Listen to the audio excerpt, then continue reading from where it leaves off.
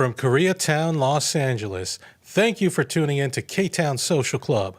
This is where the world gathers to talk about the issues that you really care about. It's a different kind of a talk program. We're the only show that offers perspectives from the far left to the far right. Leave a comment, like this video, subscribe to this channel, and smash that notification bell. Check the description box below to follow all of our social media. And I'm Michael Kim, joined today by Edward Choi. Douglas Kim is not here today. His alternate is in the corner back there, but Doug will be here next time. But today we have a special guest zooming in all the way from New York, and it is DJ Elf. Welcome, DJ Elf.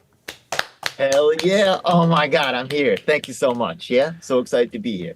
Yeah, thanks for joining us. So for those of you who don't know, if you watch Ktown Social Club, you'll see that oftentimes in the comments, there's a comment from this guy named DJ Elf 7, I think.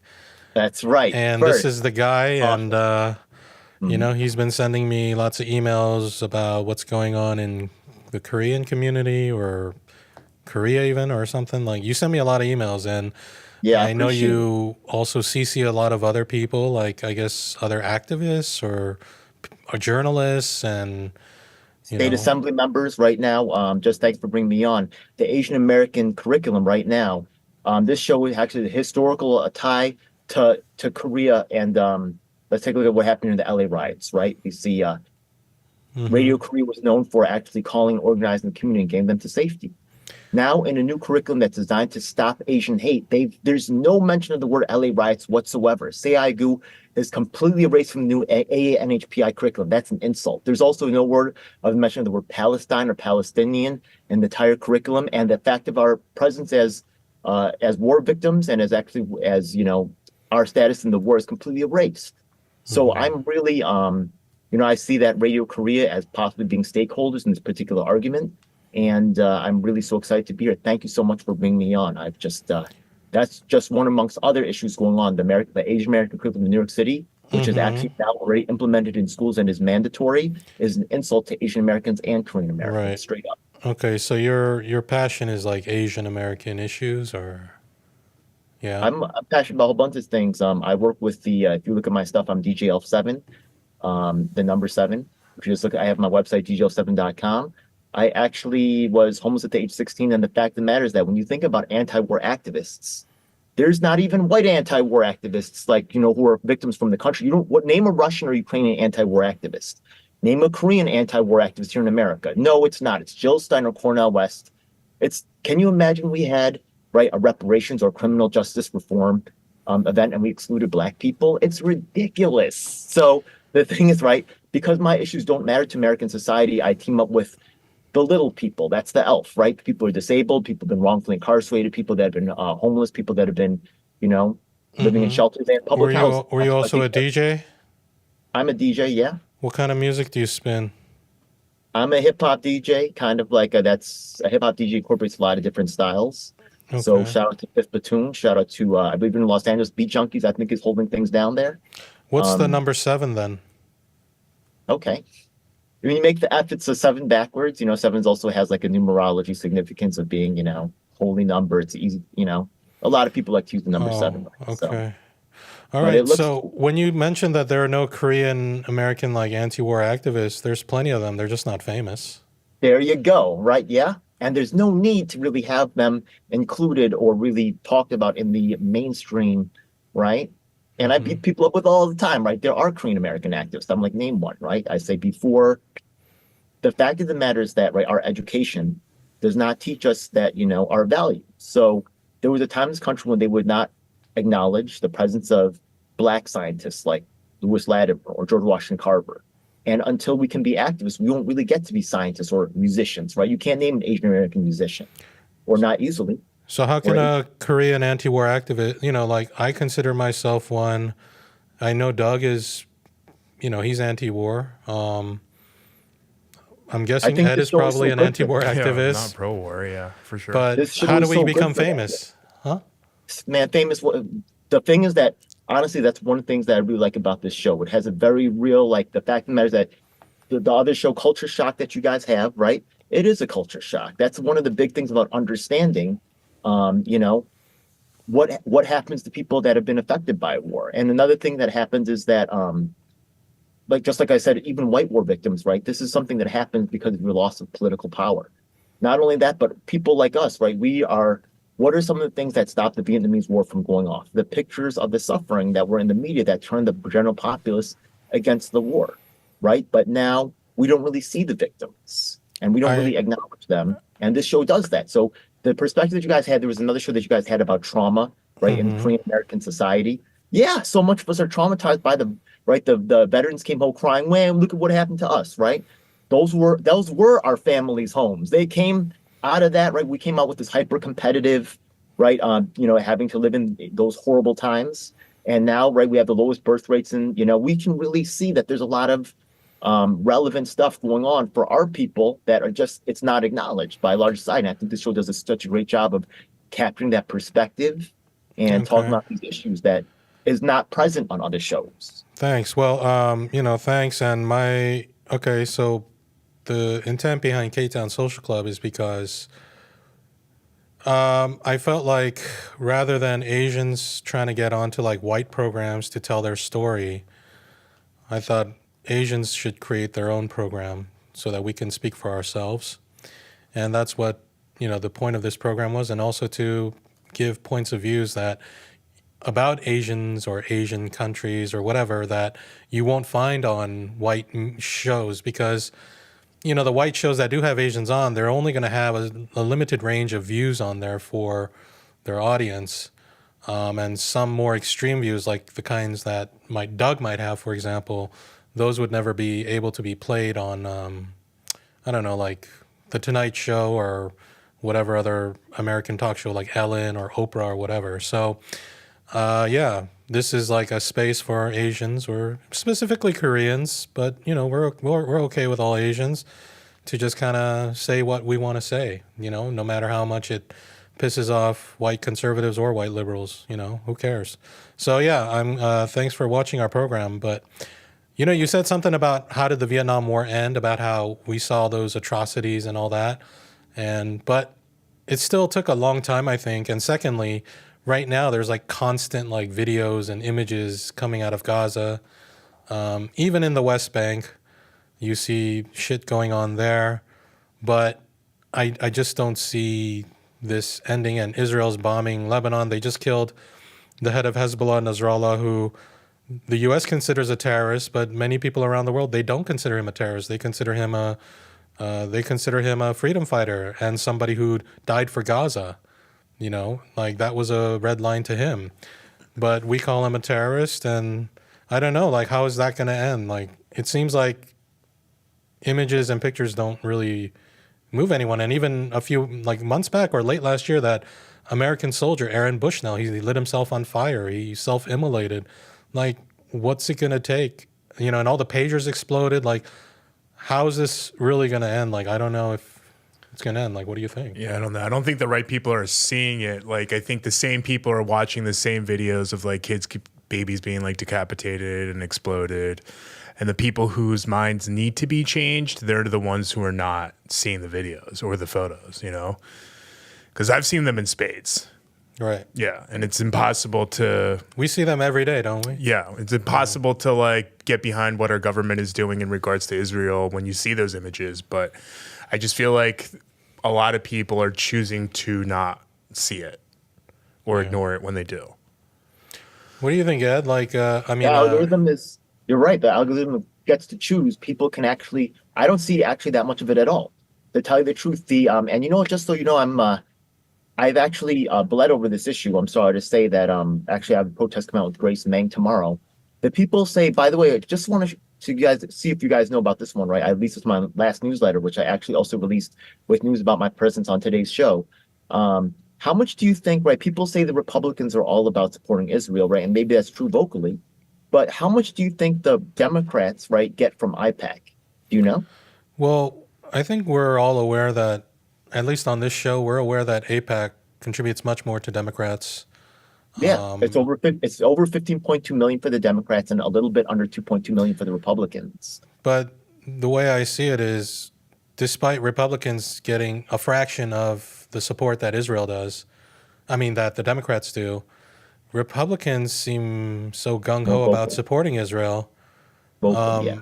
I don't see really how Democrats are just as supportive. I mean, maybe the Republicans are more, rah, rah, fuck them all up type of energy about it. Whereas Democrats, like Kamala's was it? AOC said that Kamala's working tirelessly for a ceasefire or something. Like, I don't think it really matters when it comes to like APAC. I think it's they splitting control hairs. all sides of Yeah. both sides of the government.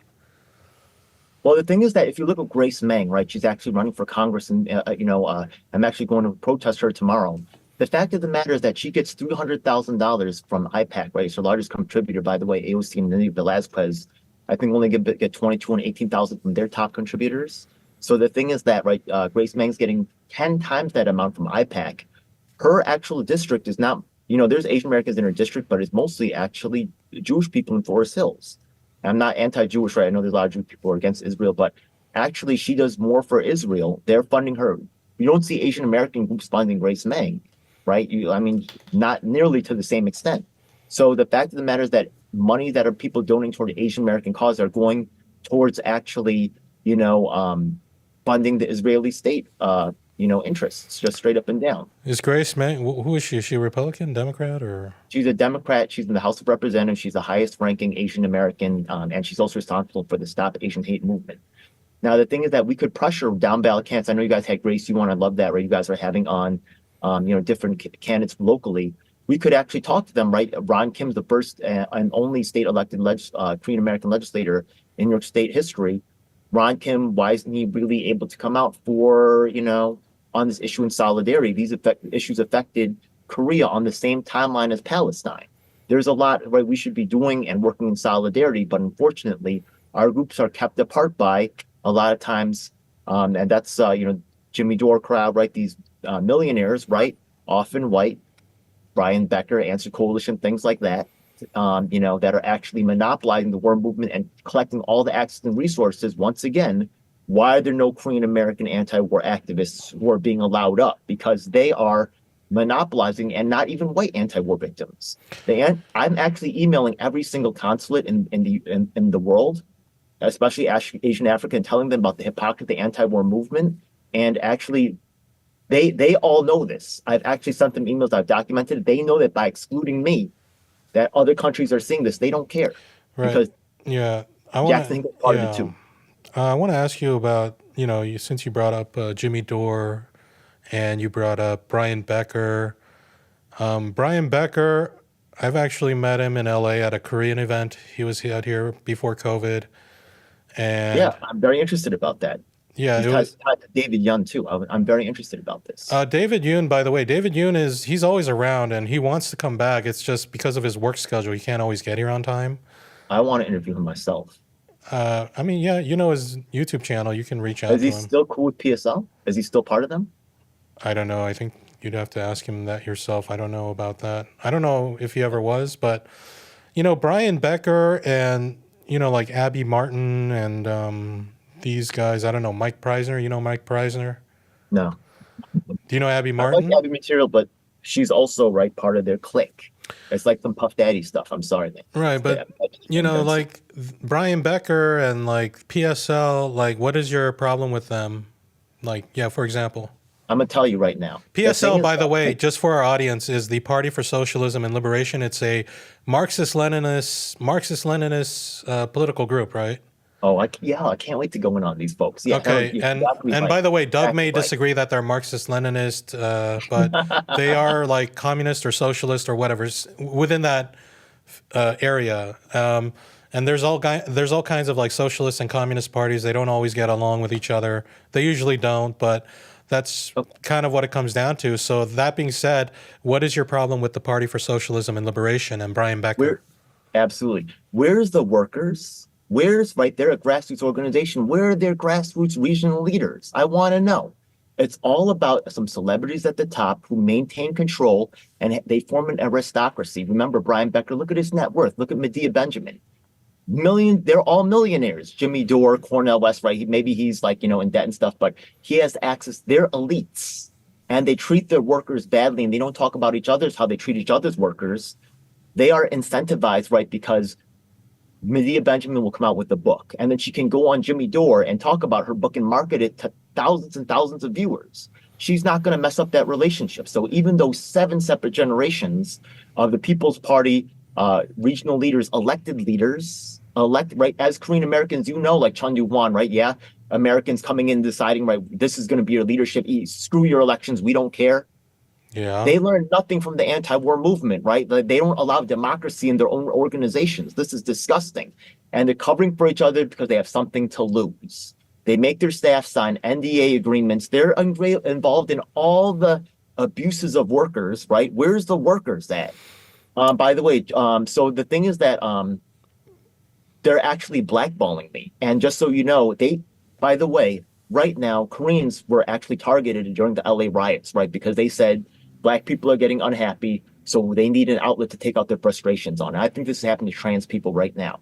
Now, the thing is that in Memphis, Tennessee, where Tyree Nichols just died, I had a special with the DSA co-chair there. Her name is Salamander Brandy.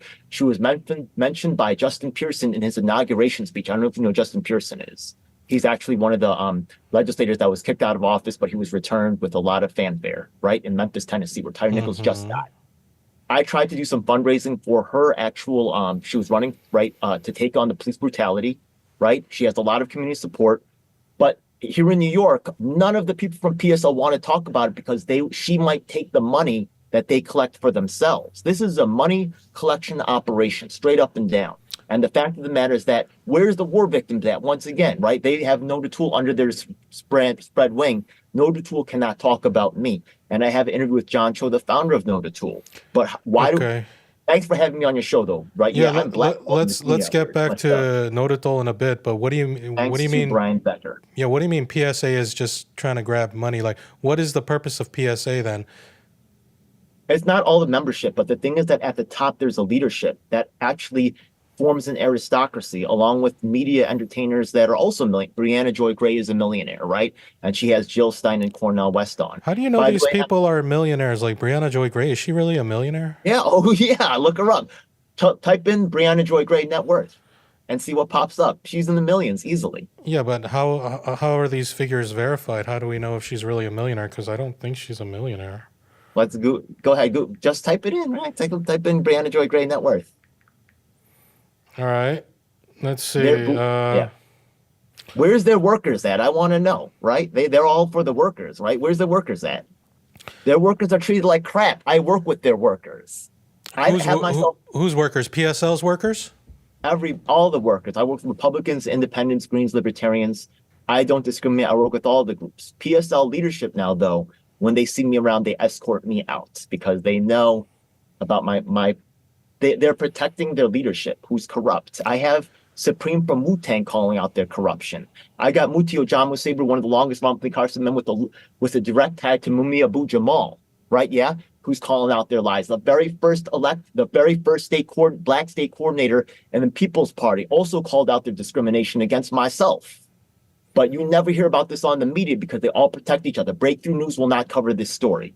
Neither will, Brianna Joy Gray or Jimmy Dore or Jackson Hinkle. They all work together to make sure that certain narratives, it's some Puff Daddy stuff straight up and down. Certain narratives are not covered. I have Josh Haley from Green Party Alaska, an indigenous man who's elected as a Green Party member. You can look it up. It might still be on the Green Party national website. They derecognized Green Party Alaska and installed the Aurora Party, which is pushing Cornel West, which has zero mention of the word Green Party because party leadership is owned and run by millionaires and elites and celebrities. It's disgusting. I feel like we're kind of going all over the place, but okay. So is there any political group out there that's trustworthy then, or are they all bad?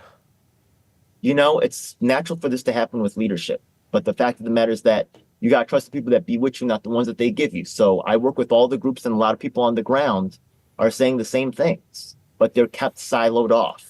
by their leadership. So you work with the same groups that you think are bad. You work with the lower level people of those groups. I don't think any groups are bad. I work with all of them. Right. Okay. So I'm getting things done too.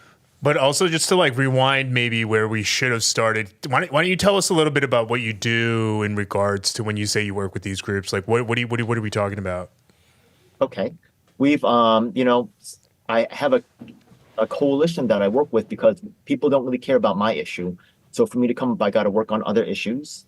And I work with people, the little people. I'm the elf, DJ Elf 7. With the disabilities, we actually got the disabilities coordinator reinstated after a month of protesting for City Hall. That was actually originally created by Mario Cuomo. It was actually destroyed by Andrew Cuomo. And then under Governor Hochul, we got it reinstated. We also had some legislation in place for the deafblind, with something called the Co-Navigator Act, where we're trying to get increased devices to help people who are deafblind to communicate. We also have some work re-expose the situation of accessible pedestrian signals.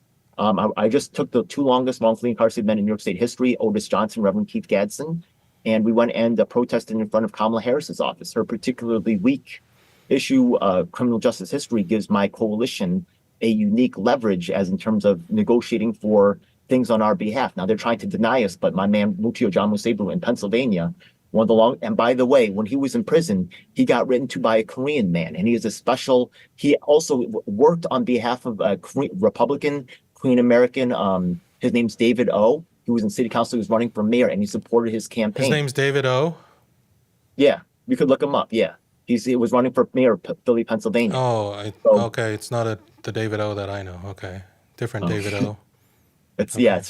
Look, Ed Lee, Steve Kim. There's a million of them, right? Yeah, John Park.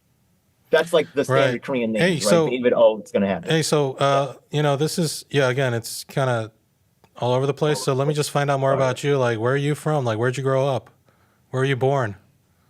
I was born in the United States. My mother's North Korean. My father's South Korean. I actually was raised in a small town. Some of my friends went cow tipping. It was between Buffalo and Rochester, called Batavia. And Is that far from Hartsdale? I don't remember. Like, I'm more Brockport, Cheektowaga, that type of thing. Leroy, right? Yeah. Mm-hmm. That's more Western New York. It's close to Lake Erie. We always went to Niagara Falls, between Buffalo and Rochester. It's right there. Okay, so your mom's from the north and your father's from the south, and where did they meet? Yeah. In Korea or in the U.S.? In Korea. In the I was south. Born here. Okay. Yeah, I was born here. My mom had a lot of negative experiences in Korea, so she wanted to forget about it. She wanted her kids to be American, and there wasn't a lot of Koreans where we was at, so she was able to really kind of leave it behind them as much as she could. And what year Go ahead. What year did your parents come to the U.S.? I would say probably maybe like around 70s. It's in the 70s, so even like for decades since the wars happened. They grew up in the aftermath of the war. And they grew up in Seoul, I guess? They were living in Seoul, I guess? I don't think so. Yeah, I think they were living in different parts of the I think more south of that. But then at some point they went to New York, and then you were born, and you grew up in New York, and you didn't grow up with a lot of Korean people around you. So at what point did you start caring about Korean issues and all that? Did you grow up eating Korean food though? Like, how much did your mom push away Korean culture? I had some of that, yeah. So yeah, more than just kimchi bulgogi, stuff like that, yeah. But I don't really know all the names so well. But yeah, I did grow up. For some of the time, I did eat that, and was it mostly white food, or that you were eating? Like your mom would make like toast and bacon and stuff? I would eat rice, but spaghetti's easy to make, so a lot of people a lot of young kids. You probably grew up on a similar thing, right? So, but there was no Korean restaurant in the town where I was. But I know what Korean food was.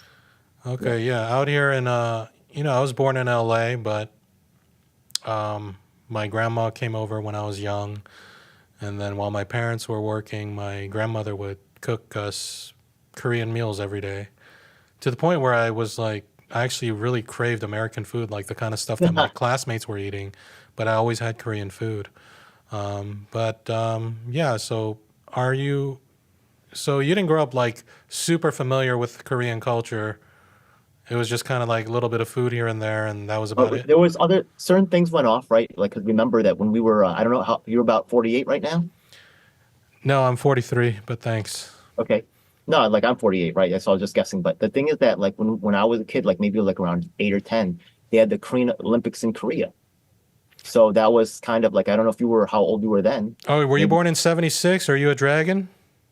yeah, I'm a dragon, yeah. Okay, you were 12 then during the Olympics. I was only Oh, so like, yeah, something like yeah. that. Yeah. So yeah, like that's so long ago, but okay, 12. Yeah. So I remember those times and, just being Korean, I thought it was cool. But, I also saw the signs Yankee go home.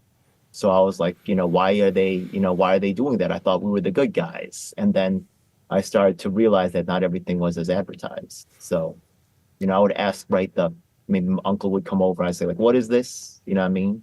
And they might have been gone to Korea and I just found it fascinating. I wanted to know, I thought it was cool. I thought it was cool, you know? And then in the mid 90s, you turned 18. And then how's adult life been over the last 30 years?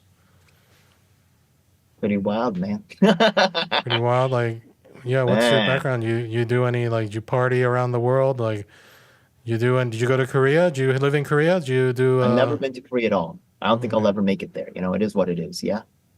You don't Oh, think you'll ever make it honestly, there? Is there a reason for that? look, I had stints of homelessness, right? Yeah. Like I ran away from home at the age of 16. So it Hmm. is what it is. And, that's actually affected my activism. I work with people that are homeless. I work with people that are in public housing, disabilities, people that come out of prison. 'Cause that's right. May I ask Before why you that, left home at 16? What happened? because it was violent. My parents grew up in extremely violent, society. I don't really blame them 100%. But, like they were attuned to a high level of violence. And I think that's normal for people to come out of war, and our problems are not acknowledged. You guys probably, there's a lot of traumatized Koreans running all over the place, right?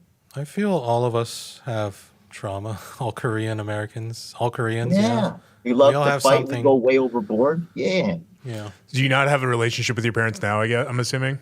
Look, it's tragic, man. Not really. No. Yeah. What about At least I'm siblings? free.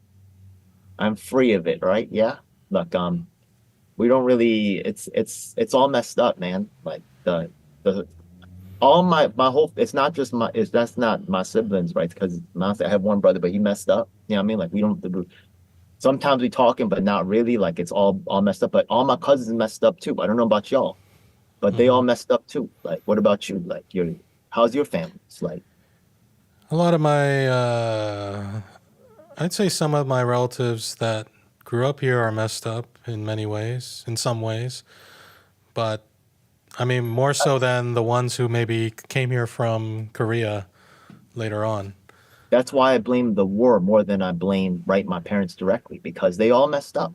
So right, if they can't all be messed up for just unless something happened to them like this shared experience. So that's what I don't want to blame my parents anyways, you know what I mean? But that's just what I attribute it to. So of Okay. course, right, our people went through when our people starved, right? Like Ethiopia, they saying we are the world, but they didn't include any Asian Americans, Yeah. right? And we're on the cusp of nuclear war right now. They say, oh, 90 seconds to midnight, rescue the Republic. Why aren't they talking about Koreans, Tulsi? Right? Didn't they actually send the nukes when they said that and people in Hawaii were scrambling under?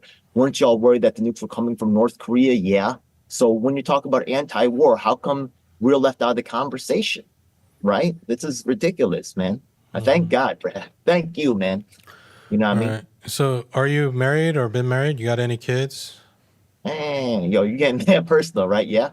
But I mean, if you yeah, don't like want to, I yeah. yeah, like I had, I do make some content that seems like, was it like red pill on my channel, which is a little out there, Oh, you do but red pill depends on what stuff? people going through. Yo, honestly, this channel, your show does talk about it, right? There is this kind of effemination, and it's happening, by the way, in the activism movement as well. There's a strong emasculation, especially at Noted Tools marketing. And Brian Becker is also guilty of this as well with the Palestinian movement as well. Nordine Kiswani, I don't know if you know this name, right? A lot. I'm not saying that, right? Yeah. Is that culture like all female anti-war activists? Like I'm not saying that they shouldn't get a voice, but they shouldn't be replacing other voices. It's not natural. It's being manipulated. What's not natural?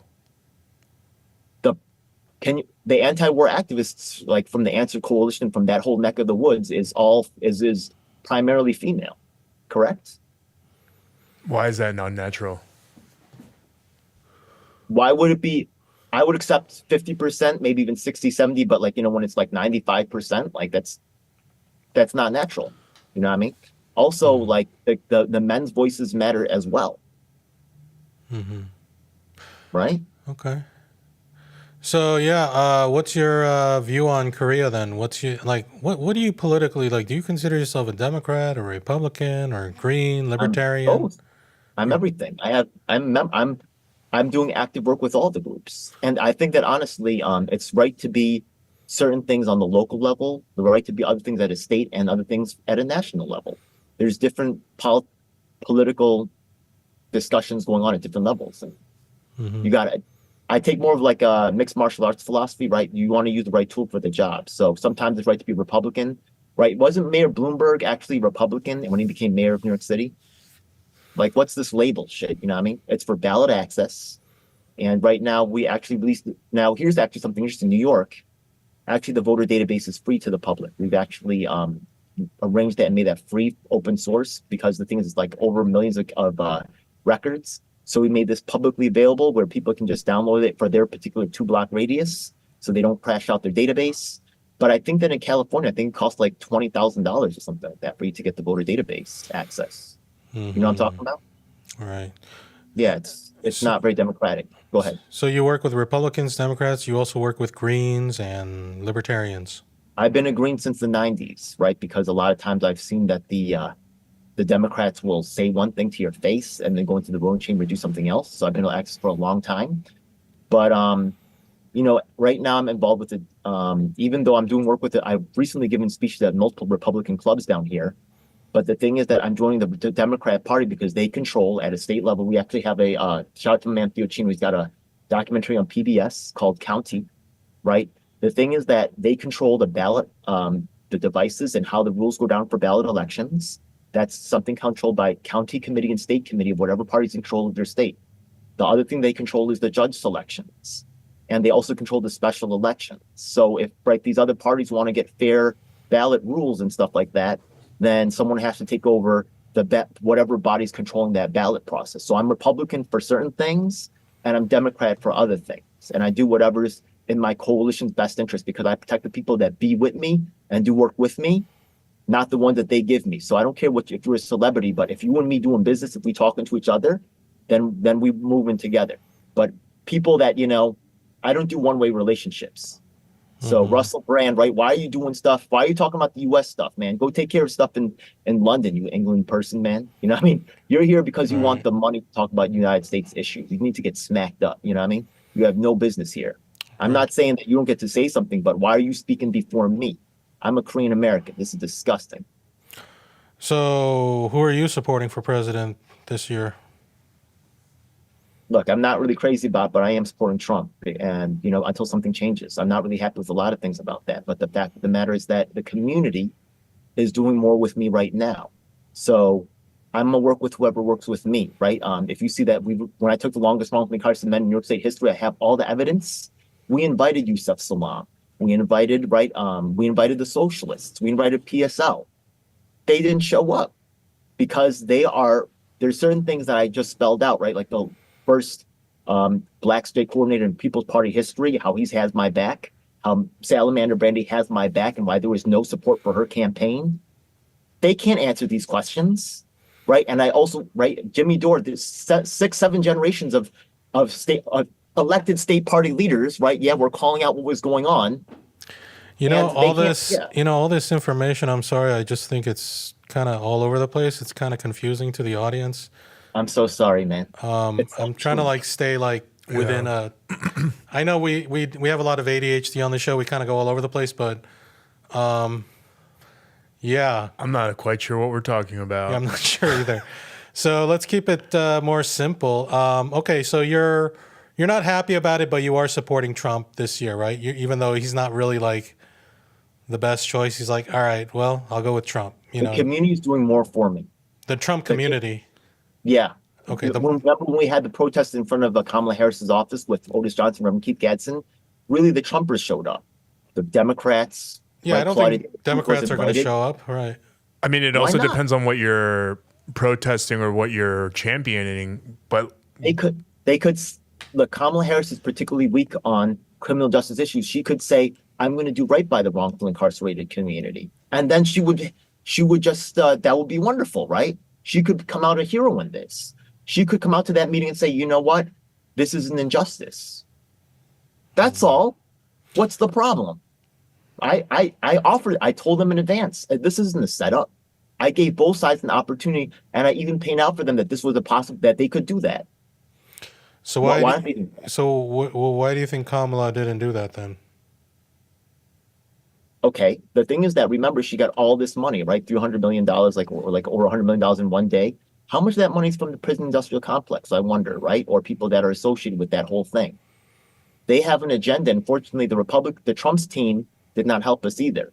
But the community here in New York, that's on the streets, right? Yeah, some of them came out for me, so I'm gonna rock with them. Whoever's working with me is who Okay. I got their back. So, yeah, but like even that statement, I'm a little bit confused. Is it about like who shows up, or is it about the donor amount, or is it about Well- policies? Because I'm not quite sure which one it is you're landing on.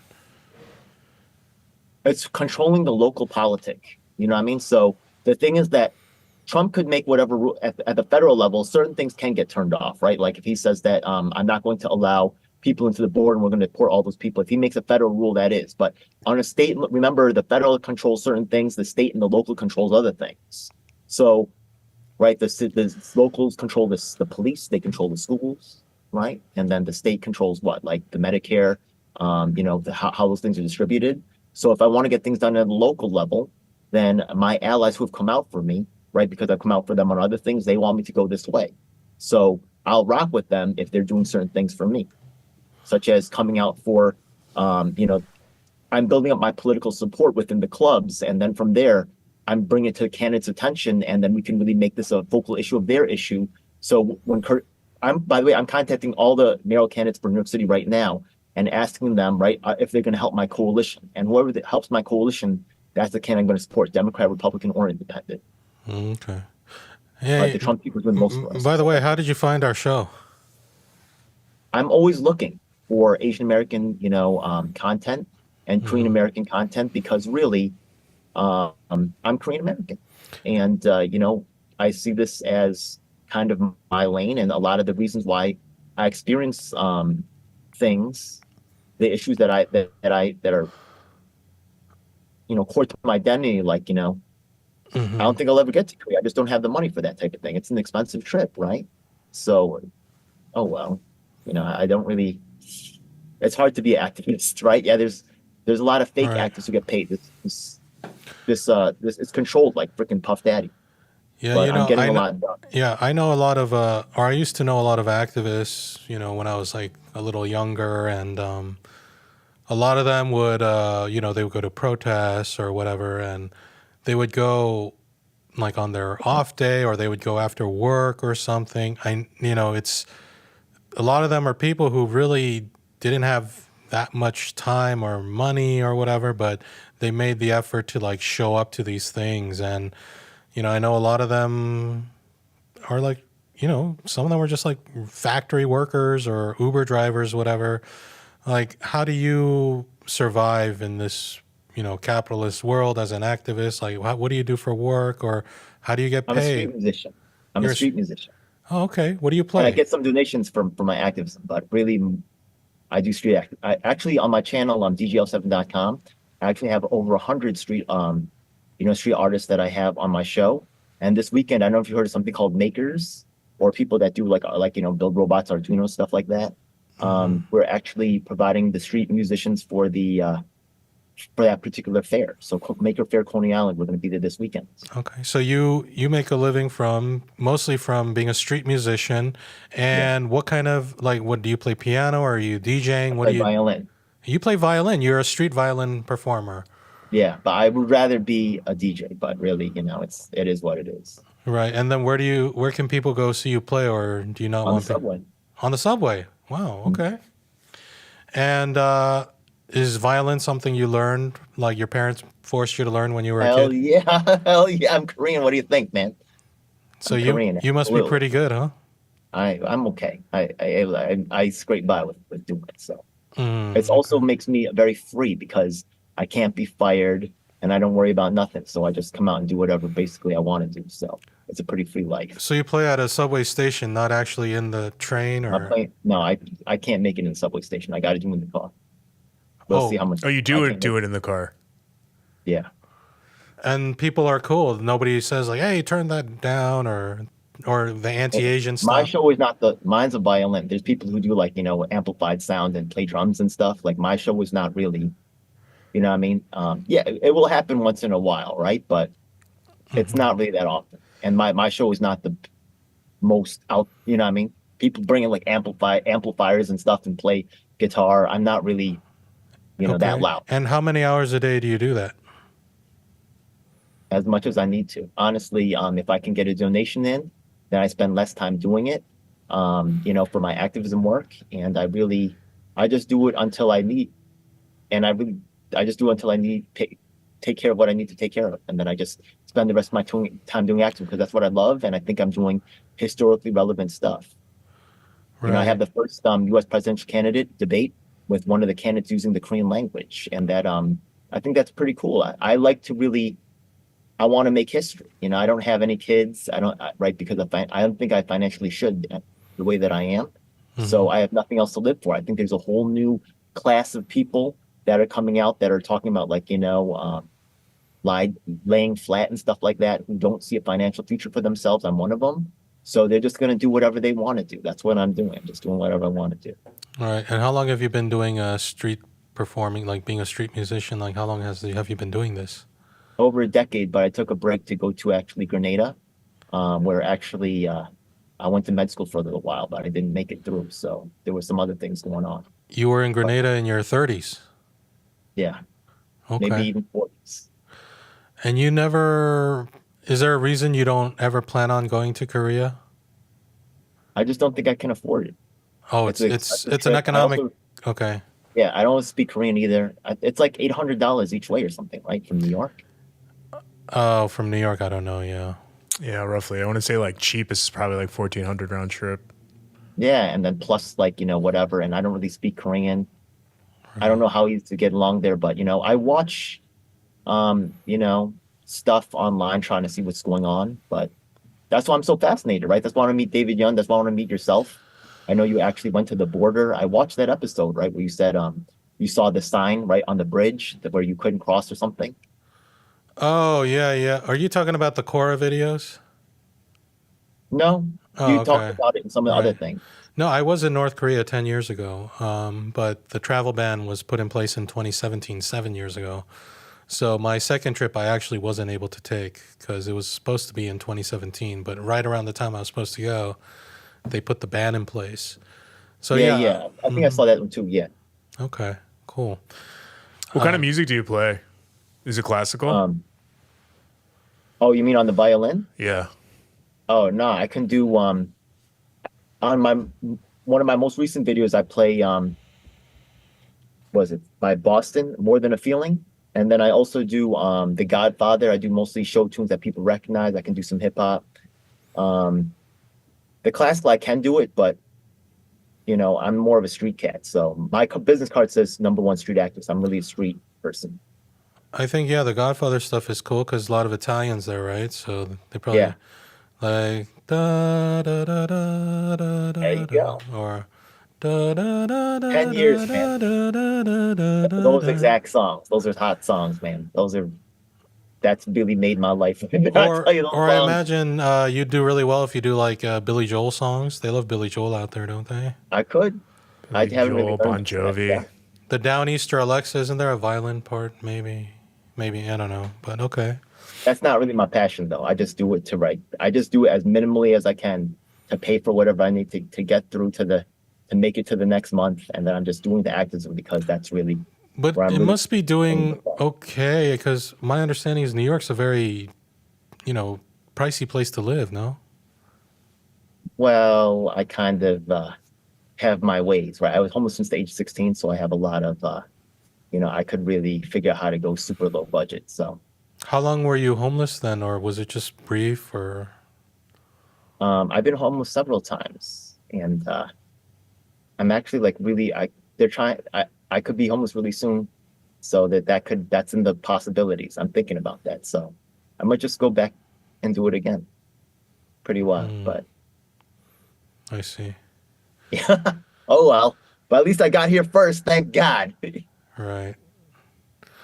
Do you affiliate with, Nodutor? You said you're going to talk to the founders soon. Like, do you? No, I already have them on an interview. I know them for decades because they've been around for decades. And Since I, 99, right? Or in the 90s, they were around. yeah, I saw them. So the thing is that they were giving Korean language classes. I actually found someone online, right? Yeah, to like practice Korean with. So I didn't really learn that well. Actually, it's hilarious because she was a girl from Korea. I taught her to say, "I'm a boss," like Rick Ross.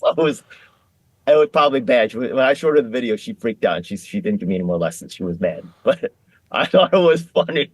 I'm sorry. Yeah. Anyways, look. So I saw No back in the day. They had some kimchi making classes. I didn't really participate in those, but I was always in my heart was feeling for it. I saw they were kind of like sympathetic to North Korea and stuff.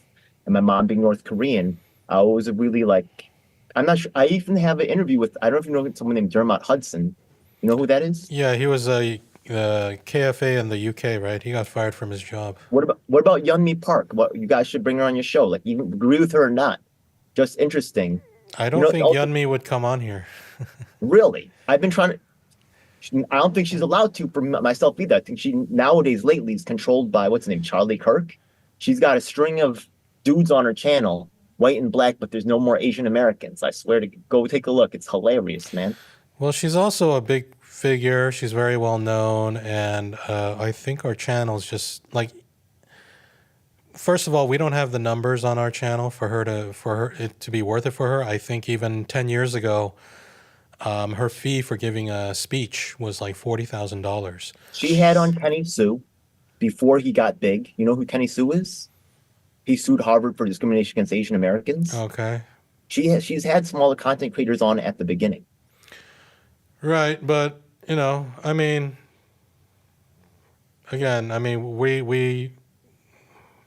we question her story. That's fair. Yeah, I don't think she'll come on here. And she's deleted our comments on her page before. Oh, really? I mean, Interesting. I like sharing. She's pretty curated. if you look at her, the things she says, and you can find you got to search in Korean, but you can find her old appearances on TV in Korea with her mother when they talk about life in the North, and how even Yeonmi Park herself would say to her mom, like, oh my God, what are all these people talking about here? Like, they're all lying about North I Korea. have seen those things. Like, we never starved, we never this, what's going on? And, and that was when she was under her real name, which is Park, I think her real name is Park Yeju, I think is her real name. And on top of that, there were all these variations of her story. Like, she escaped to China with only her sister, and then sometimes it was with her sister and her mother. Sometimes it was with her sister, mother, and father. I have heard these things, but this is what I tell my crew, right? Because I work with the poor people, the people that have nothing, the people that are working with corrupt not-for-profits, right? They're interacting with them. And I tell them this, right? The fact of the matter is that, look, we're poor. We're not going to get the pure food. That's for the rich people. You get what I mean? A lot of times they give us the leftover garbage that nobody else wants. And we got to figure out how to survive on this and try to separate the good from the bad and, just get to the next spot. So nothing's pure, you know what I mean? And even the rich. So I understand she's not perfect, but I'm still interested in her testimony, right? Because, and you're right, you're absolutely right. There's a lot of stuff that doesn't make sense. And and if she's going to run away from it, we should call her out on it 100%. Yeah. I'm glad to share these notes with you. I think she's not allowed to come on my channel, by the way, because the thing is that I was the only Korean American to go visit her when she made her presentation in New York City for Blexit. And then her handlers she wanted to talk to me. but then the handlers like pushed her out the way, right? Yeah. Her handlers were white men, you say, or what? No, they were actually black because we were at Blexit, right? Black Exit, right? That which is run by Charlie Kirk, but all the staff was all black, even though a white guy's running it. And why would they try to remove her from you? Like, were you like yelling anything or what? Weird, right? No, I was like, yo, me, I'm Korean American, right? Yeah, I was like, yo, what's up? I wanna, can you take a picture with me, right? Yeah, and then her handlers are trying to, you know what I mean? And then I asked her to be on the show, right? Yeah, I gave her a card, right? Yeah. But the handlers didn't want that to happen. I was like, what? But she wanted to take a picture with me. So I was like, okay. You know what I mean? So, like, I'm Korean American, right? And how do you know Emmanuel Pastrike? Okay, so the thing is that I've actually He's a white guy who ran for president of Korea, by the way. Oh, really? I did not know this. But but I know he has pictures of himself and what's his name?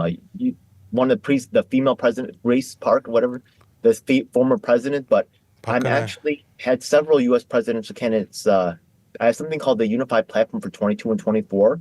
I have the email list for every single candidate running for federal office in the 22 and 24 election cycle. I actually had several U.S. presidential debates in this election cycle, and in 22, I actually got together candidates from Democrats, Independents, Republicans, Greens, Libertarians to agree on certain issues, which is the party leadership doesn't want. Once again, they don't want regular people working together. They want to dictate what the narratives are and what we're supposed to talk about. I don't accept that. Right. Do you have any favorite activists of all time? Like, Doug and I think we really like Malcolm X. Doug also likes Ho Chi Minh. But who do you like, huh? I'm American, so I don't really know, right? Like non-American stuff. Like I was raised here, so Malcolm X is a huge influence. So absolutely, I'm quoting him a lot in my videos all the time, like Message to the Grassroots, where I don't know if you've heard that speech, Message to the Grassroots, where he identifies fake activists. Oh my God, they're all over the place. And he wars against celebrities like Jimmy Dore. Right. And, we got to start wrapping up now. But, regarding our show, you as an activist, what is your critique of our show? What do you think it is that we can improve on, like things that you don't agree with or things that you think are not good? I think that it's actually, I really value the show because I think it really captures a lot of the Korean American perspective that is, I myself share. I find myself agreeing with a lot of things that you guys have to say. Even with Doug. Look, once again, I think the whole show seems, but Doug is okay, right? Like no one's perfect. Once again, right? We all got to work together. Doug is he likes Hinkle, and I want to actually have a discussion about that. Once again, Hinkle's never actually worked on the ground in any of these organizations that he was pushing. Like what's the name? People's Party, right? Yeah, that's who Hinkle was standing for. The LaRouchians, right? He was actually supposed to be a future leader of the LaRouchians. He's never done work on the ground with them. He has no idea what the workers are going through. He doesn't. What kind of communist is this? Like, I think Doug will see through this. So I agree with some things Doug says. So you do agree with some, I mean, not necessarily Doug, but I mean, like, you agree with some communist ideas as well. Listen, people say whatever, right? Like I take more of a mixed martial arts philosophy because what the law is on the paper and what the law is in real life is two completely different things. And that's why I said I have a mixed martial arts philosophy. People say Taekwondo is all around kicking. What happens if a grandmaster comes in, decides, and starts implementing a whole bunch of holds or, punches and stuff, it's still a living system, right? That's why we have a living language, because the vocabulary changes, the grammar changes. So right now, while it's a living system, you can't really say, what is communism, right? I don't even know what that really is, right? Like, when you look at a country like China and you hear what our leaders say, what is your perception of China? Are they our enemy? Should we be afraid of them? What do you think? As Korean Americans, a damn thing, because the fact of the matter is that we can't even get information about what's going on locally. Remember, I said Mutiu Jamu Sebru called out what was going on with the Cornell West, right? Yeah. What's going on with Cornell West? I don't know what's going on with Cornell West. Cornell West covered up for the abuses in the People's Party. He's on that Puff Daddy time. He's covering up for the gatekeepers. You think that the music world, right, of Puff Daddy has gatekeepers in it, and that the YouTuber space isn't infiltrated with gatekeepers? Okay, what happened at the People's Party? I don't know that either. Okay. This was something that was pushed by Jimmy Dore after the 2016 or 2020 election cycle, 2020 election cycle. And a lot of people, especially Tulsi supporters, left that group and ended up joining the People's Party and was supported by Cornel West. Andrew Yang's people had a hand in that, which I was personally responsible for, okay, at the first convention. Medea Benjamin, they had all these stars on there, Ryan Knight, they had all these big-time YouTubers promoting this system, and they got $20,000 to $30,000 a month. Yet, okay, in New York State, they ran the Medical Freedom Party, which ran 8 state candidates. I'm part of the Conservative Party right now, right? A third party, that candidate that has ballot access, that's on this, that's a registered party. What about the People's Party? Not only I was the state coordinator. I led, People's Party to Schumer's doorstep. What happened to all the money? Where's the next state leader, Keith Frank? He sent a letter to you, right, vouching for me. Okay, so elected leaders from the People's Party. So what happened at the People's Party was that they took in a bunch of donations and the money's missing. The money's going to Rescue the Republic right now. It went to Cornel West with the Aurora Party, right? It's being spread out to Jill Stein and the Green Party. The party leadership at the top, they're splitting and chopping amongst themselves along with the media. They're the aristocrats. That's where the money goes. It pays for the plane tickets. It pays for them, right? Yeah, to get staff and all this other thing. And it locks out the real activists that's working with the actual victims, like the longest wrongful incarceration in state history, like disabled people that are actually introducing state legislation. You never hear about any of these things. What about, you heard about the Nevada Democrats, how the anti-establishment Democrats took over Nevada? What happened to them? Anybody who gets actual work done is actually deleted, and they're actually disposed of by specifically these independent, newscasters. It's a lie. It's there to control the narrative and prevent grassroots activists from getting support. There's robbing the money and the access. Right. Well, that's a lot of stuff going on there. Okay, well, yeah. We're about done now. Do you have any final words for our audience? Look, I'm sorry, I was a little bit all over the place, but a lot of this stuff is connected. Right now, you guys covered Sumi Terry, Linda Sun. There's all these attractive Asian women that are going down. But there's, once again, if you take a look at IPAC and the amount of money, $300,000 was spent on Grace Meng's campaign from IPAC. That's 1.75 times her salary, right? Her annual salary from Congress. She should register as a foreign agent. Right now, there's no Korean anti-American, anti-war activists. We've been personally destroyed by this. And I think this show does a great job of not just recording the trauma, but also capturing the unique viewpoint and perspective of people that have been affected by war. And I endorse this program. So I've actually sent this out to my mailing list. I love the work that you guys do, and I look forward to working with you guys in the future. That's really what I have to say to you guys. You guys are doing a great job. Okay, well, great. Thank you for that. And any final words, Ed? No, thanks for being on the show and sharing your perspective with us. Taking the time. Okay, great. Then, thank you all for tuning in to this special episode of Ktown Social Club with DJ Elf, zooming in from New York. And, remember to leave a comment, like this video, subscribe to this channel, smash that notification bell, check the description box below to follow all our social media. I've been Michael Kim with Ed Choi and our special guest, DJ Elf. And we'll see you all next time. Goodbye, everybody. All right, man. All right, Ed. Thanks for coming on. Yeah. Once again, the Asian American curriculum, if you guys could say something about it, right to the state legislators here. This is a historical insult, man. I would love to maybe work further, right? Maybe you need a correspondent, maybe not. I don't know. But, all right. Well, we'll plan some.